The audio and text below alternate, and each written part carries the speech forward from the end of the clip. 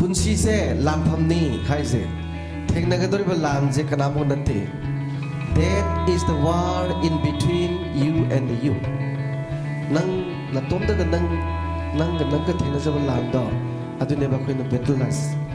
kamaina satra oigera amo oigera mi amana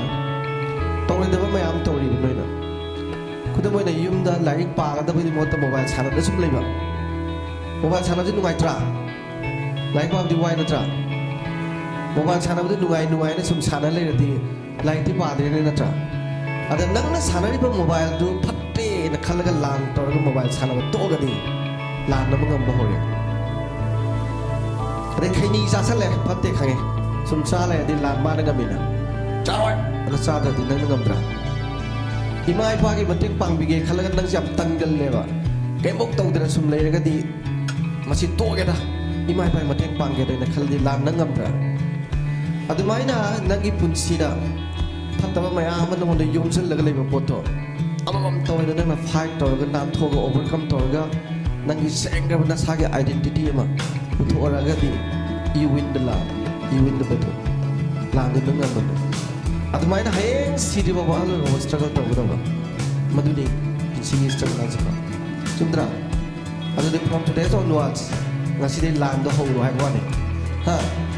lagi yang paling dia baik sih, partner lagi yang paus lan gambar, cumra. Ada amuk kamu belum dari sini, hari ini lan sih tengah na, nang ngecek ke dalam pun segi journey sih. Oh my god, am saat ini nusi journey mana? Kamai na, yang kau, pun sida halaroi itu ani na ne, bini loan betul betul tar sampai mana ki journey ne, kari. Number one, matam, time is unreturnable things. Nggak tu ngasih lapra, pensi dah lawan tu. Masa itu di, ada bos lawan tu. Suara lawan tu bapa tu ni banoi mian mangal is. Suara lawan tu bapa matam doa, ha, adu ni bapa. Engon dia engon. Suara lawan tu bapa matam doa, adu ni bapa kau ni mangal is. Aduga adu mang ne punsi sem do ni hayeng mada sum hor pasina sahi marfu sure ko masire sahi maudra sure lamani du sire sidro ji kare sidoi lo matam du na tra halakta it never returns again adugi halakta ba matam duga nangi halarwa do punsi jiga ni jine sami nais nangi life is a unreturnable journey ne nang sum chali se sahi sum hogzel lena sahi sure papu sure mota sure le adu di yang ne ngode ngo adu di yang ba halaroi da ba matam ne halaroi da punsi ne ani duna beni lon ba duna symbiotic na yasner ga ka punsi khongchat na manang chali ne adu werga di matam ju mahan be ade punsi ju belu apne heng ga da nagi punsi je kuai degi tangba value level punsi mo bagi dah ni. Yaning bra,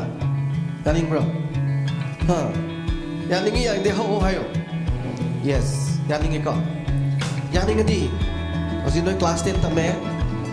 10 tame music academy, tari ko. Class 10 tame ni kita ni, nang punsi ki konsep cak kau orang ni. Punsi ki lambi is nang ki journey orang ni. Adu edi journey set bami loina baki pantung amal le rodra destination ama le rodra de hai Kolkata sali ni hai di Kolkata du boki Kolkata na ki journey na tra destination na tra adu maina nang na chali ba punsi khongchat sigi pantung amal le gane ba adu bok yong na ba chat pa se masigi da mata nang road map ama changem chandra map ama chandra Kolkata chat pa si mata sa kera makha sakera map ma le tra adumaina nang nasagi road map ama nang yek kada banyam you have to draw your road maps in order to reach out the destination natra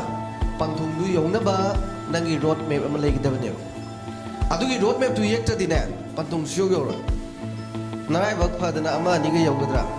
aya man syo yo ko la na sakhi basu yai Kolkata sali ne salaga more rom sale di phartani map tu yaw dam ni na ko aduna ngasidagi noi nasagi map yak pawgadawni you have to draw the map matam thengmani gre class hor padai daga tormadi am lungai dawni counseling jaka kai noi da nangna nangi road map si yak matam da nangi schedule loi yaune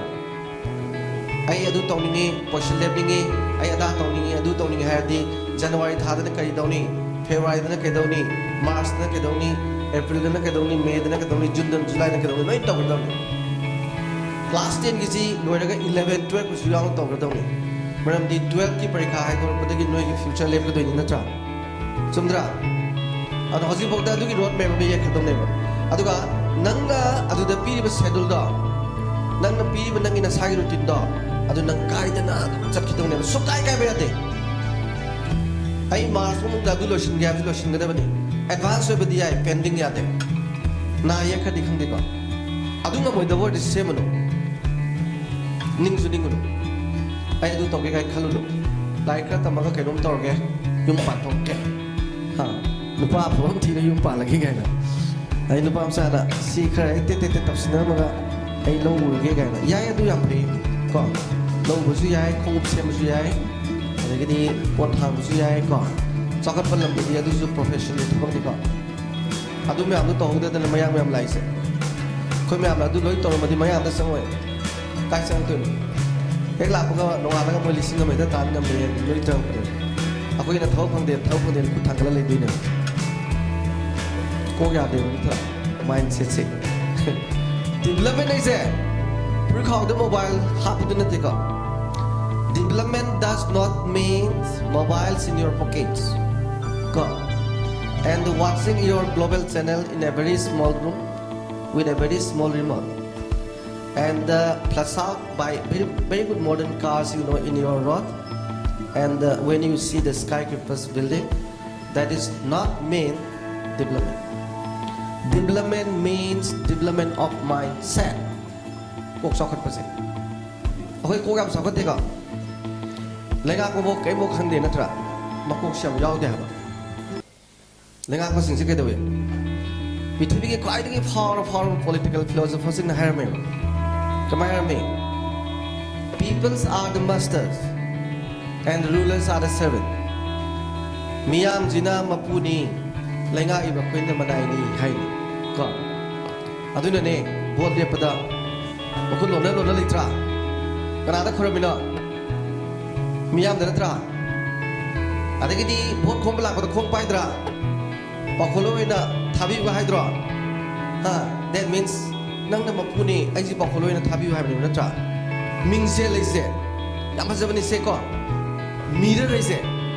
Media never compromise the facts. Mingsel da na kaido kaido su achumba potuna tan aramba su tatawa. Nang na mingsel yeng si ai ya soiba kai lege na semdo ina tra. Mapung phare ka da nang mingsel du thado ga tholei na tra. Chumdra mingsel du dagi nang ya soiba du uraga nang gi phajaba du soidre na khanga thoklak pa de maina ne. Miyam je lenga ko sing mirror le. Ngaming bangang sinu chaining ba sai sinu moida loi yai maramdi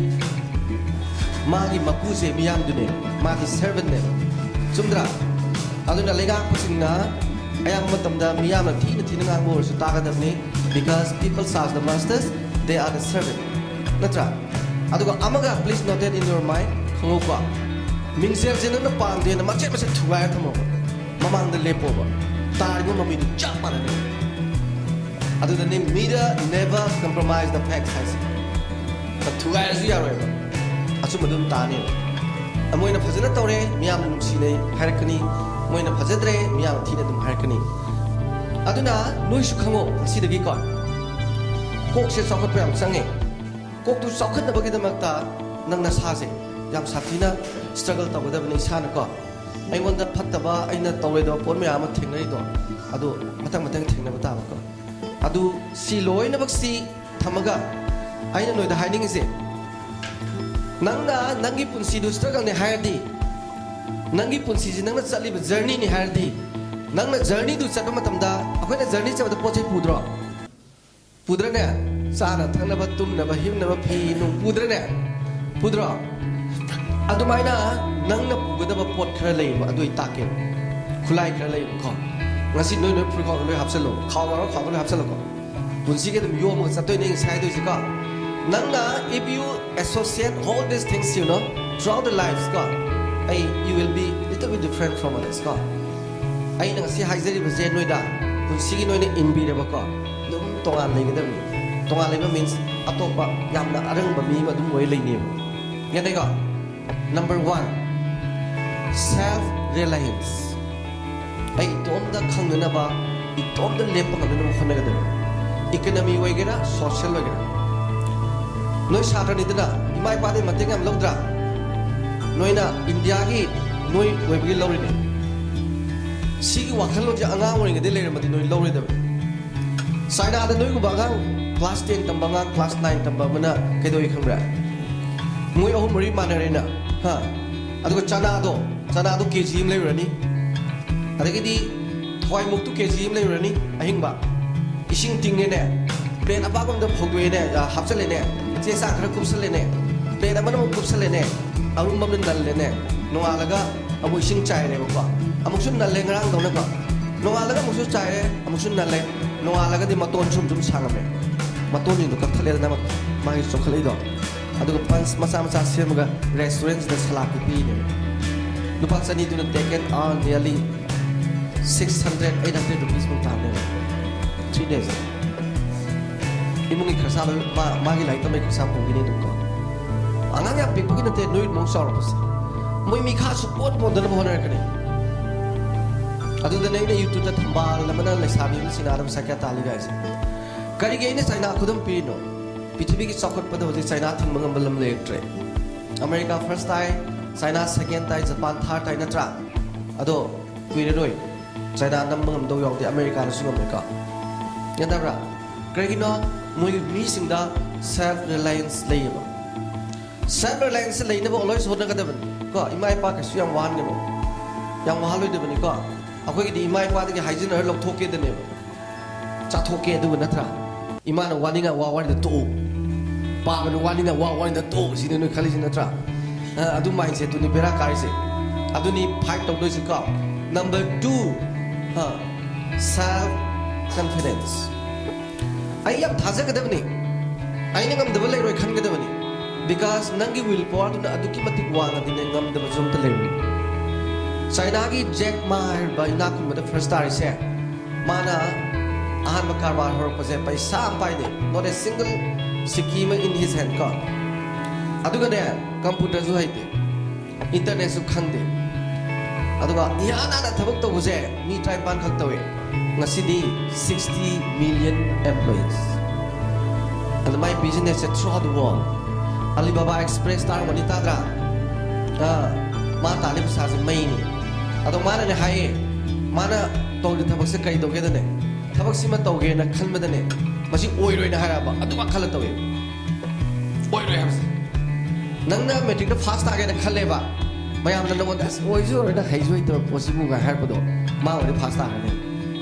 oi roi ha base masi ka khala khala taw ne adu kare gi no ma gi will tu ne jumdra aduna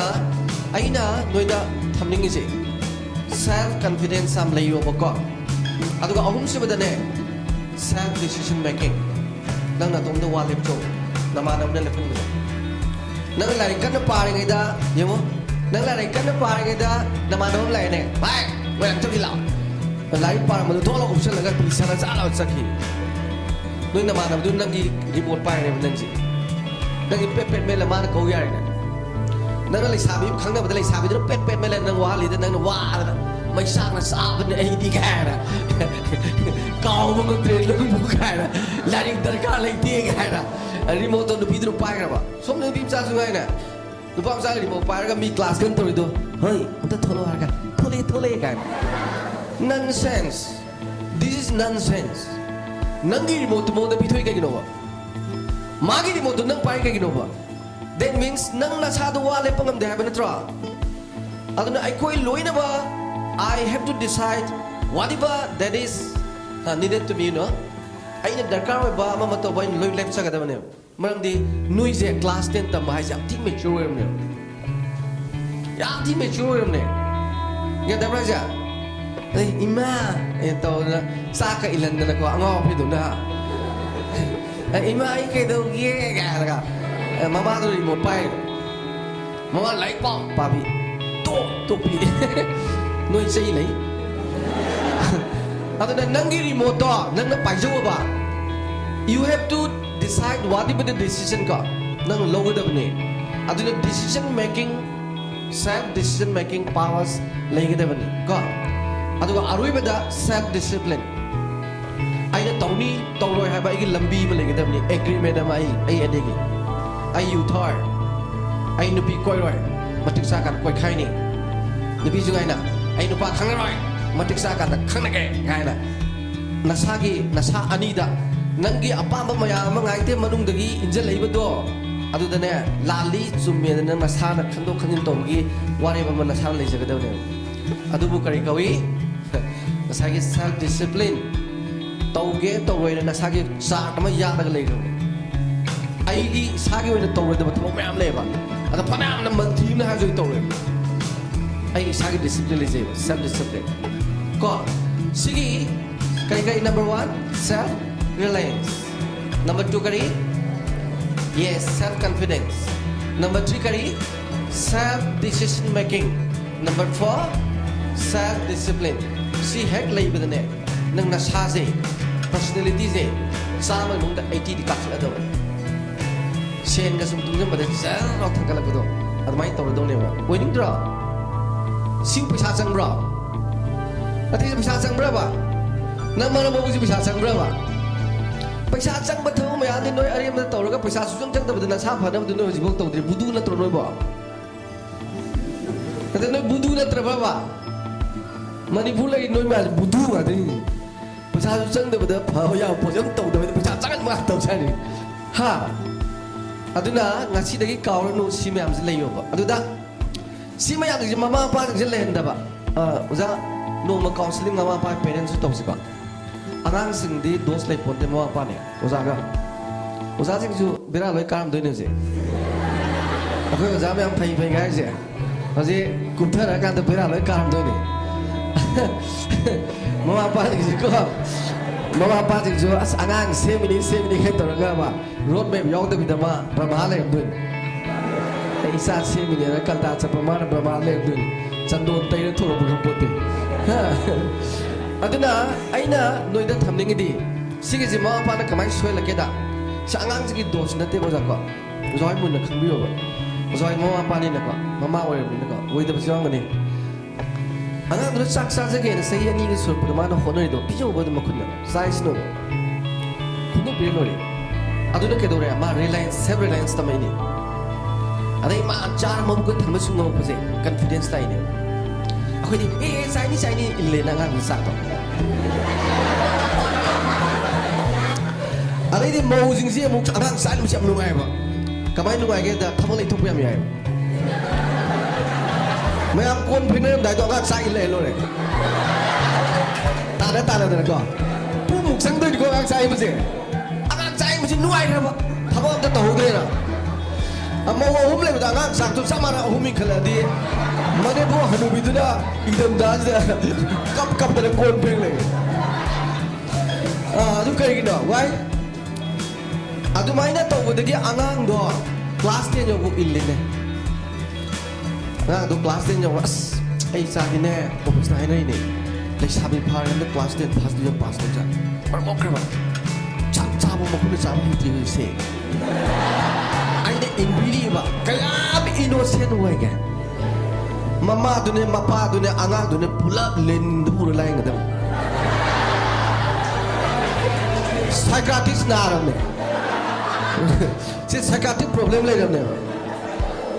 moi khangje da bane ba khoi na khang da bu ko aduna adai di ninga yam tawre ga si mayam aduna apple ma takhayam chare machan duna takhayam chare mache duna man ai re mabum chari mabum sari kape ga do mabum bijag dam hai ga dam dadana takhai chare chichena takhai chare nang na mabum sa di phati adu charo sen bijag dam hen na pam ba cha ba nga du singi ba natro sing mana teraba adu yang aku hai adu mana hingga ni semua hai bangang semua hingga topi itu ni pun mapan bau lari pau mapan makai bau param neba si morok phedom ani si sing sai wada phedom ani makai sai ram neba mau da hian na tong ni bui ten din sim lai diba masi hian na chani masi ma thajal le do ai di khidang sa ba tam re alai phung ma phung pa ni pa na tue khoi mu yam to phu de ngo dai na ai mo lo sing sai wa phedom ani sai wa ama makai sai ma tue ba ki ba ma hen jan ba si mama pa to ri ni adagi di makut yam leng mangang ja pa ngang ne ba makut chet paling ne leng si mai pai chana ko di kham de ke no electric ya ke no oh tu jol di kham de ke no al pore ma tai lo pore ma to ek tham ko ek to kai to si di ma tham to jeri ne ba tham chil li ne ba angang ne ko di sa thong sang ma dro ha sai ani si ba dro pesa ku ga thang ka sa di thong ro de na ma to ri me tham to jeri ne ba da makut leng pujal ne makut zum phajan ga ne class 10 tamo pa kon si ya de si parenting is very important ko ado noi na chhui ji mama pa na chhui ne ba noi chhui ba te ba ado imai pa na chhui ne imai pa na chau ri a photo no ji chum thong ya pa tra a ho ji hai ko gun ma am chen ba ho ko ya ko ado na si thamaka da ado ki nang na chakka da ba journey si da pu ga da ba pot ma am ki manung da ya maru ba yauri lai tamba thabak to ba lai se kamai tam ni lai tamba da pot ahum ni yauri se ko amana nang na khang da ba gyan loksing mayam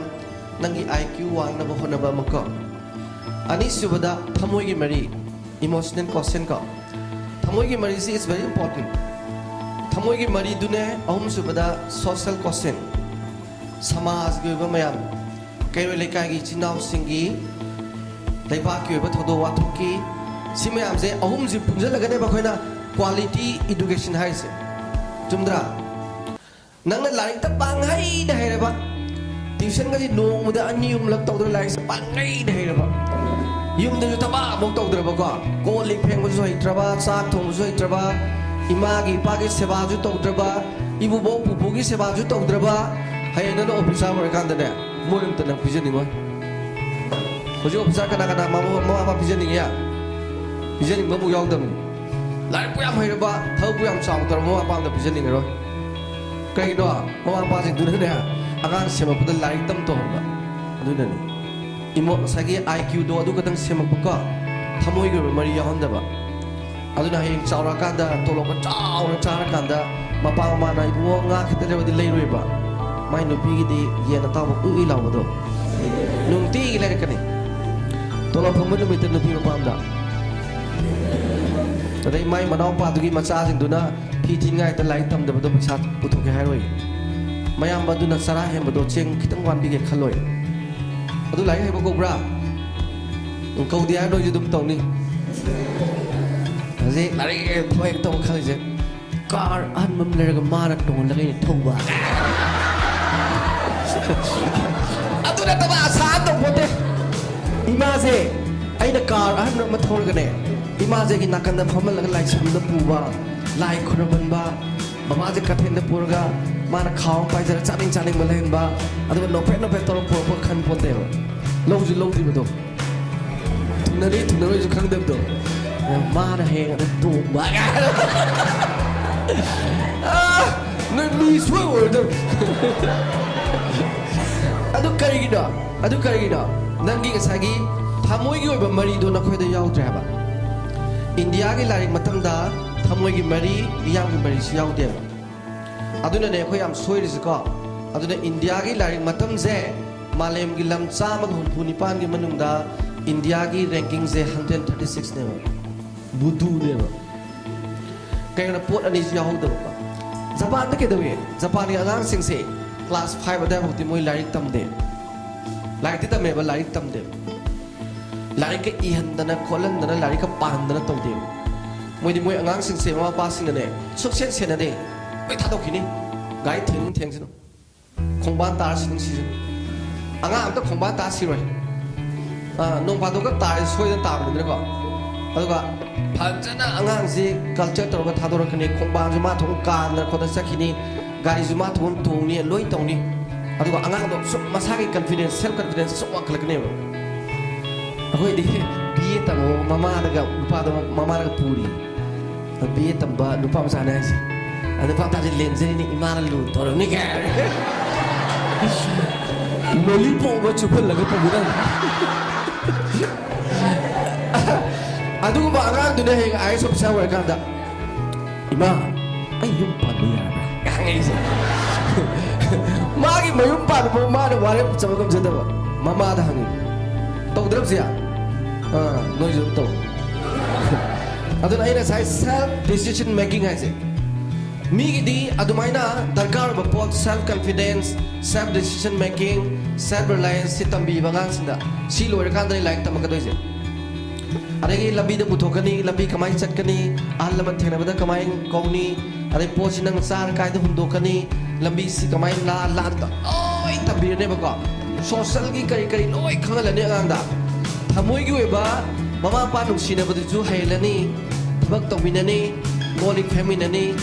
glass sama kanda, noi na tambi belai sina khadrak ki lai ni ba. India lai se khadrak ki lai koi. Noi na tambi belai se parikha khadrak ki na pra. Maga pangbai na tra, berkah lor dra,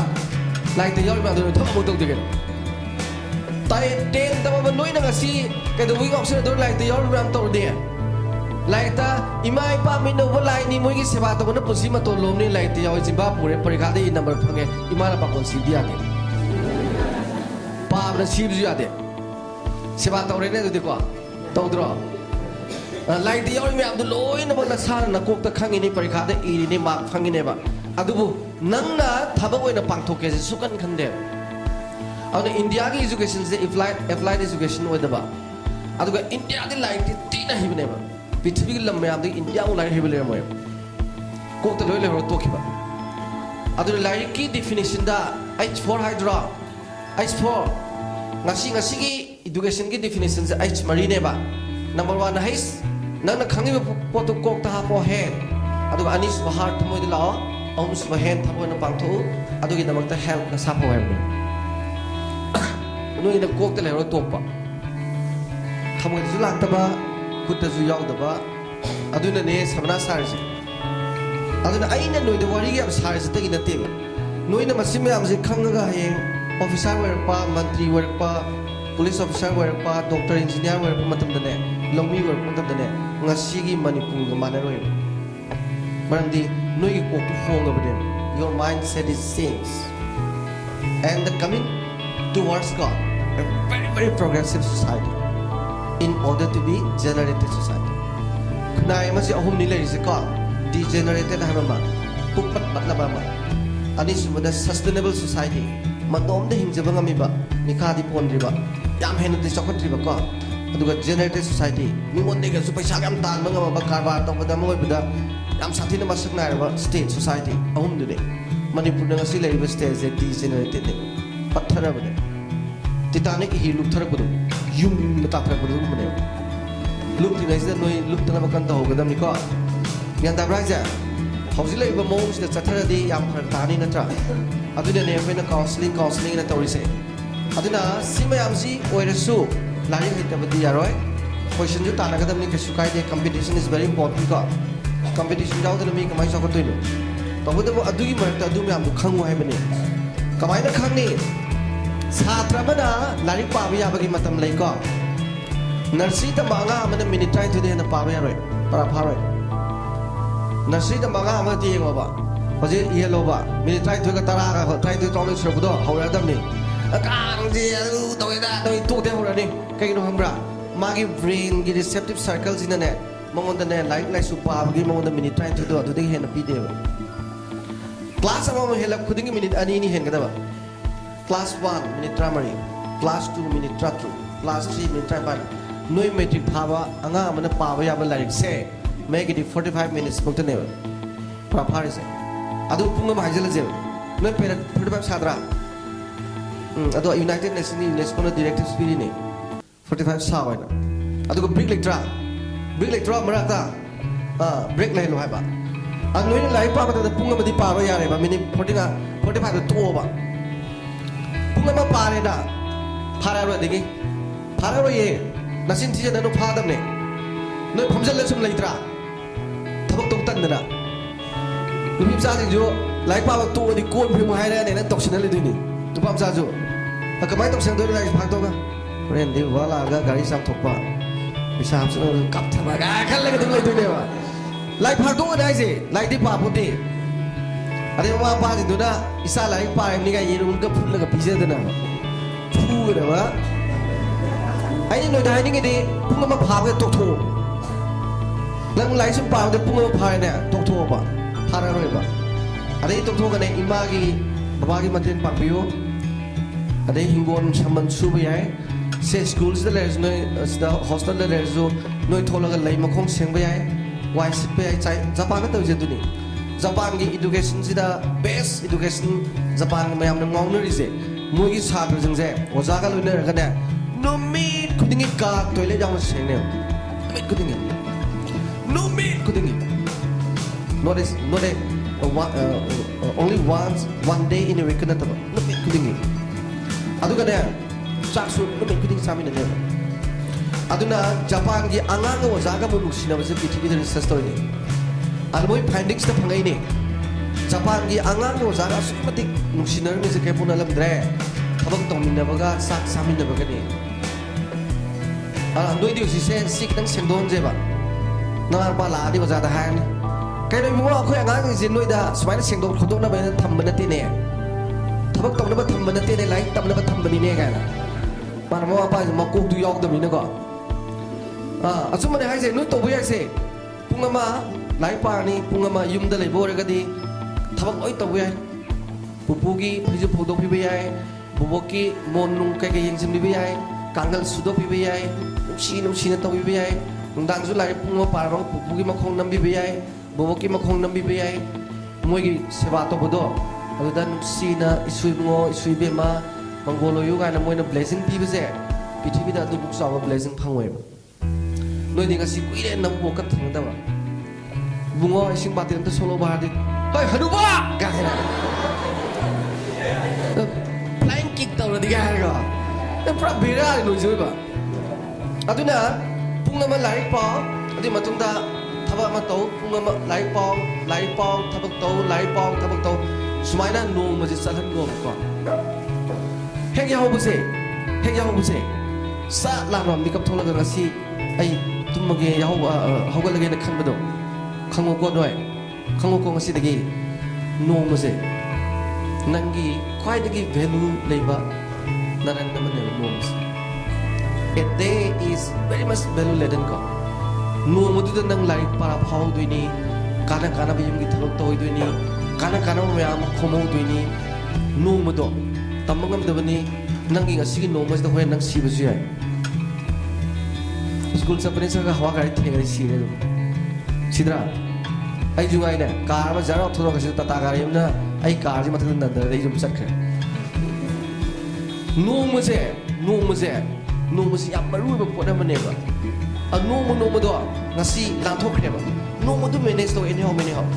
ngasi no muse kana ba nok da ba ya de ko na kana ba thalo ba kam de wi an tum go lo ar ga bu no thak na la bu da ngasi no mo jim lo thra ge ka lo tho no mo de lo no phono